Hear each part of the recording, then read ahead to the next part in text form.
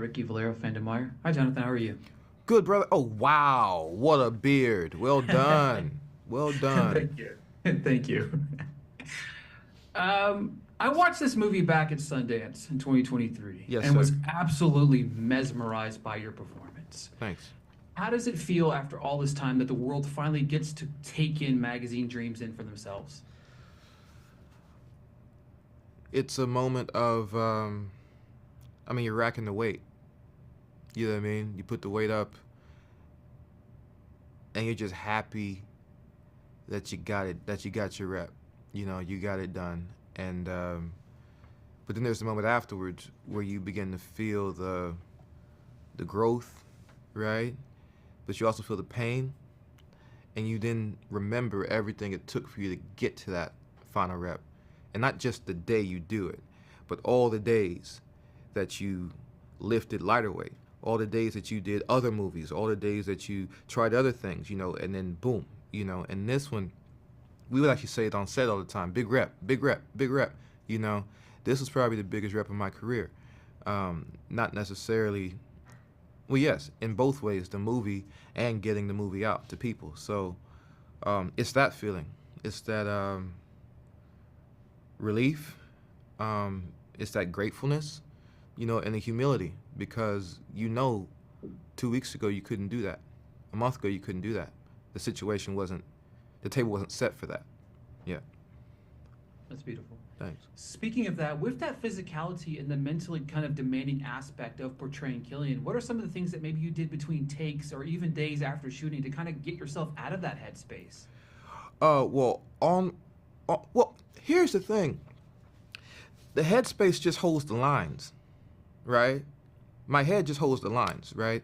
Everything else is in my gut and in my emotional life, And so there's that part. And the second part is, at work I just jog. I just jog around, I'm listening to music. A lot of times if I'm playing music out loud, it's anywhere from Outkast to Limp Bizkit. But when I'm in the trailer, when I'm getting ready, or I just cool it down. I'll put on something. I play a lot of gospel music. A lot of gospel music. Just to remind me, how this is happening. And it only was happening through the Spirit. So there was no, and then my dogs. Yeah, I would. My dogs would come to work with me, and we'd walk around, and they don't know who Killian is. They just think, okay, Dad's got oil on today. They're licking my legs. And that's fine. But that keeps you grounded. And then my daughter, of course. Just having contact with people who know my heart. And know me, and it's just, oh, I'm talking to you. I'm stepping out of this, and I'm here. So that was helpful. What's something that you took away from your time as Killian that you adapted to Jonathan the person? Wow, yeah. You ready? Yes, sir. It would probably be and this was actually only in the completion of it, right? And like maybe halfway through the middle, I thought there's so much trauma in this guy, right? Because there's so many moments when he's sitting there and nothing's happening, right?